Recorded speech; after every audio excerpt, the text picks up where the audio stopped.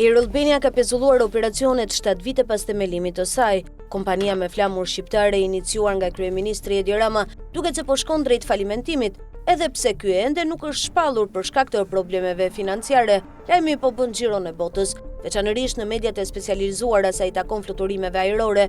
Edi Rama, kryeministri i Shqipërisë, e ka përdorur Air Albania në kuadrin e propagandës, por jo vetëm, teksa për një periudhë jo të shkurtër paraqiste arritje, madje duke i vendosur edhe emra avionëve që nisnin me laskushin për të vijuar me Naimin e kështu me radhë. Madje Rama nuk do të nguronte që deklaronte se me Air Albania është përmbushur një ëndër që duke e pamundur. Sot, pas 7 vitesh, nuk ka asnjë reagim nga kryeministri Edi Rama, dhe çfarë u bë me atë që e konsideronte si ëndër apo si vepër kombëtare. Sipas Aviation24.be, kompania ajrore kombëtare e Shqipërisë Air Albania ka pezulluar të gjitha fluturimet që nga 7 dhjetori, pas vendimit të aksionerit të saj kryesor Turkish Airlines për të shitur 49% e aksioneve të saj në linjën ajrore.